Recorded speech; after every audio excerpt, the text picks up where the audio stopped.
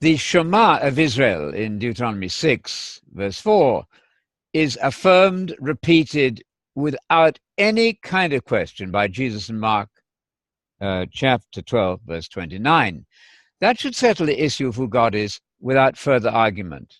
There's no ambiguity whatsoever in the Jewish creedal statement, the confession of faith, the constitution of Israel, there in Deuteronomy 6, repeated by Jesus, asked by a Jewish scribe, as you know in Mark 12:29. Jesus says simply, God is exactly the God of Israel. There's no doubt about that. He's one person, echad. You could call him yachid too. They don't bother because echad does the job. Echad means one, only, unique, no one else. That should be enough. But if you're going to fight simple things, then you say, well, why shouldn't it be yachid? No need for that. God is unique. The word echad is sometimes translated unique. Yachid and echad overlap. It doesn't matter. But the fact is that in the Greek, reflecting the Hebrew of Deuteronomy 6, you have a plain statement about God being one and not more than one. There are 13,000 occurrences of the word God in the Bible, all of which obviously mean a single person.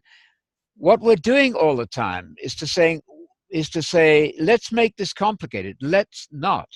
Tell your children about God being one. There's no complication at all whether you translate the Lord our God as one Lord in the Hebrew. He is one alone, nobody beside him. It makes no difference at all. Your child of 1 or 2 understands this.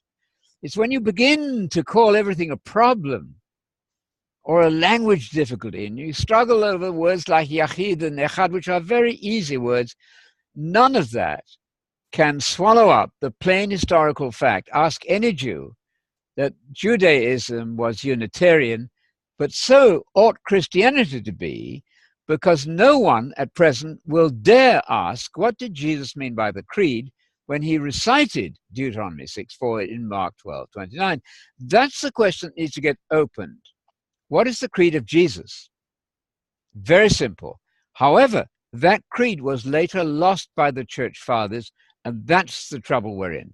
So yachid, echad, they're all synonymous. Makes no difference at all. God is one single person. Singular pronouns define him as one person.